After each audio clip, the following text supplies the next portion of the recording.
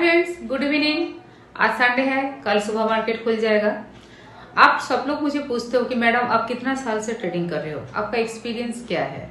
उसके ऊपर डिपेंड करता है मेरा नॉलेज, राइट। ऐसा कुछ नहीं है, जो 2 साल से ट्रेडिंग कर रहा है वो भी ट्रेडिंग में सक्सेस हो गया है, ये मुझे पता है। कोई 5 साल से ट्रेडिंग कर रहा है वो भी ट्रेडिंग में सक्सेस हो गया है, और मेरे जैसा कोई जो 10 साल से कर रहा है वो सक्सेस नहीं हो पाया है। अब ये मत पूछना कि मैडम आप अनसक्सेस क्यों रह गए, क्योंकि मेरे पास बड़ी बड़ी कारें नहीं है, बहुत बड़ा मकान नहीं है, लाखों करोड़ों का नहीं है, और बड़ा सेटअप भी नहीं है, बड़ा सेटअप लाखों का सेटअप नहीं है, और मैकबुक नहीं है, लेटेस्ट आईफोन का मॉडल नहीं आता है मेरे पास। बुर्ज खलीफा तो छोड़ ही दो, तो सपना रह गया, ठीक है ना, ये सब नहीं है, तो अनसक्सेस रह गई हूँ। लेकिन हाँ, मैं अपनी बेटा बेटी का एजुकेशन कराया, अभी भी चल रहा है, बेटी का शादी करवाई, खुद के रहने के लिए छोटा सा प्रॉपर्टी लिया और फ्यूचर को सिक्योर किया। यही किया मैंने ट्रेडिंग करके, ठीक है। फिर भी एक्चुअल ट्रेडर के पास जो होना चाहिए वो मेरे पास नहीं है। अब सोचो मेरे से कुछ मिलेगा या नहीं मिलेगा। चलो, अब हम करने वाले हैं बैंक निफ्टी का एनालिसिस। बैंक निफ्टी कहाँ हम सेल कर सकते हैं और कहाँ हम बाई करेंगे, उसका प्रेडिक्शन आज करते हैं। हाय फ्रेंड्स, ये है बैंक निफ्टी का चार्ट। बैंक निफ्टी चार्ट में हम लोग क्या देख रहे हैं, ये मंथ के स्टार्टिंग में बहुत बड़ा सेल दिया है, और back to back bank Nifty में 2 मंथ सेल होना कोई बड़ी बात नहीं। हमेशा लगातार इसका जब भी सेलिंग होता है 2 मंथ का ही होता है, कम से कम, ज़्यादा से ज़्यादा 3 मंथ का भी हो सकता है, लेकिन 2 मंथ तो हमेशा इसका सेलिंग आता ही है जब ये सेलिंग पोजीशन में आता है। ये है साइकोलॉजी। दूसरी बात ये है कि लाइफ टाइम हाई पे है, और जियोलॉजिकल न्यूज़ जो है वो बिगड़ा हुआ है, इसके कारण यहाँ पे थोड़ा सा करेक्शन ज़रूरी है, ठीक है। अब हम चलेंगे वीकली चार्ट में। क्या देख रहे हैं, वीकली चार्ट में हम लोग देख रहे हैं कि पूरा हफ्ता जो है अच्छा खासा सेलिंग हो गया है, और ये जो बाइंग वाला कैंडल था पिछला वीक का, इसके मोटा मोटी आसपास आ गया है, और इसका सपोर्ट इस जोन में है। ये जोन कहाँ है वीकली चार्ट के हिसाब से, 58,670, इसके आसपास इसका सपोर्ट एक दिख रहा है वीकली चार्ट के हिसाब से। अब हम चलेंगे डेली चार्ट के हिसाब से। डेली चार्ट में क्या दिख रहा है, डेली चार्ट में निफ्टी जो है बैंक निफ्टी, ये अभी इस जोन में ट्रेड कर रहा है, और ये डेली चार्ट में यहाँ इसका लो है 59,131, ये है इसका डेली चार्ट में लो। तो अभी भी इसका सेल होना बाकी है, तो ये गैप को तो सेल करके यहाँ से सपोर्ट लेता है तो अच्छा है, नहीं सपोर्ट लेता है तो, अगर यहाँ पे सपोर्ट नहीं लेगा तो फिर ये हो गया है 50 EMA, और ये है 100 EMA, और इसके नीचे मैंने लगाया 200 EMA, ठीक है। तो डेली चार्ट के हिसाब से ये अभी भी सेल होना है, अभी बहुत सेल होगा ये। अगर अच्छा खासा करेक्शन इस लेवल को रिस्पेक्ट नहीं करता है तो इसका 200 EMA तक आना तैयार है, ठीक है।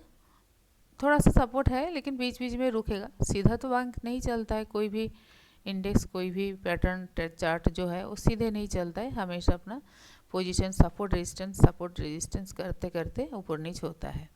ये थोड़ा सा प्रेडिक्शन हम सोच रहे हैं कि अगर बैंक निफ्टी में कहीं पोजीशन बनाना है तो कोई भी एक रेजिस्टेंस में ही हम बनाएंगे इसका सेलिंग पोजीशन, और ये जो सपोर्ट जोन है यहाँ पे एक बार के लिए आप लोग बाई के लिए सोच सकते हो। क्यों मैं बता रही हूँ, क्योंकि आवर चार्ट पे जाओगे, 1 आवर चार्ट पे, तो यहाँ पे अगर यहाँ पे एक सपोर्ट लेता है तो एक तो बाई होना चाहिए, और वो अच्छा खासा मूवमेंट भी मिलेगा। इस लेवल पे अगर आता है तो यहाँ पे हम बाई कर सकते हैं, लेकिन इस लेवल पे हम सेल नहीं कर सकते हैं, क्योंकि सेलिंग के लिए आपको चाहिए अपर रेजिस्टेंस। ऊपर अगर रेजिस्टेंस में आके यहाँ रुकता है, ये है इसका रेजिस्टेंस लेवल जहाँ से बड़ा सेल आया था, और ये 50 EMA के नीचे जैसे सेल हुआ था, ये पोजीशन अगर आता है यहाँ पे फिर से रिटेस्ट करके, और ये जो लेवल मैंने बनाया इसके ऊपर नहीं चलता है, इसके नीचे ही रह जाता है और बिग रेड कैंडल बनाता है, तो यहाँ तक के लिए हम लोग सेल कर सकते हैं इसको, ठीक है। ये है इसका प्रेडिक्शन। और बैंक निफ्टी में अगर सेल आता है और ये लेवल नहीं तोड़ता है तो सीधे इसका 200 EMA तक चलना तैयार है। वो भी डेली चार्ट के बेसिस पे। और वो कितना है, उसका लिमिट है यहाँ तक। पहला है 57,000, उसके बाद आएगा ये 56,100। यहाँ तक आना इसका तैयार है अगर ये लेवल नहीं रुकता है तो, ठीक है। और बात ये है, सीधा नहीं आता है, रिटेस्ट टेस्ट करते करते मार्केट नीचे आता है। उस हिसाब से देखा जाए तो डेली चार्ट के बेसिस पे इसका RSI जो है ये ठीक सही लेवल पे है। यहाँ पे एक छोटा सा बाई आ सकता है। 1 आवर चार्ट में भी ये ओवरसोल्ड दिख रहा है। RSI लेवल बहुत नीचे है, इस लेवल से और नीचे सेलिंग नहीं होता है। यहाँ से एक बाई आना जरूरी होता है, उसके बाद सेलिंग। बाई होके RSI के हिसाब से 50 के नीचे मान लीजिए 48 47 में अगर होल्ड करता है ज़्यादा देर तक तो यहाँ से हम सेलिंग का पोजीशन बना सकते हैं। ये है बैंक निफ्टी का वाई डेटा चेन। आप लोग NSE के साइड में जाकर भी देख सकते हो, लेकिन यहाँ पे मैं थोड़ा सा बेसिक आइडिया लगा रही हूँ कि चेन में जो ब्रोकर दिखा रहा है उसके हिसाब से इसका OI जो है मंथ का स्टार्टिंग है उस हिसाब से कॉन्ट्रैक्ट नहीं दिखने को मिला है। चाहे सेलर्स हो चाहे बायर हो, कॉन्ट्रैक्ट बहुत कम है। इसका रीज़न ये भी हो सकता है कि IVIX इंडियन VIX बहुत लो था और वो धीरे धीरे ऊपर आ रहा है जैसे ही मार्केट फॉल हो रहा है, ठीक है। इसके कारण भी हो सकता है कि लोगों ने ज़्यादा इंटरेस्ट नहीं दिखाया मार्केट को, तो डेटा कम है और इसलिए प्रीमियम का प्राइस भी कम हो रहा था और डेटा भी कम हो रहा था, कोई नई कॉन्ट्रैक्ट नहीं बन रहा था प्रेजेंट में। एंड फ्यूचर में भी देखो, फ्यूचर में भी वही हाल है। वाई का कॉन्ट्रैक्ट देखो, इस लेवल पे कितना क्वांटिटी कॉन्ट्रैक्ट बनता था, लेकिन अभी नहीं है। जहाँ से मार्केट गिरा 60,000 के पास कितना ही कॉन्ट्रैक्ट था फ्यूचर का, ना के बराबर, ठीक है। इतना ही कॉन्ट्रैक्ट लेके क्या बैंक निफ्टी चलेगा। और मार्च में तो पूरा जीरो ही दिखेगा, नो कॉन्ट्रैक्ट। यहाँ डेटा में तो कुछ कॉन्ट्रैक्ट दिख ही नहीं रहा है, पूरा दोनों साइड खाली है। इसीलिए मार्केट में पार्टिसिपेंट बहुत कम है और इसके हिसाब से मार्केट का फॉल होना और भी निश्चित था।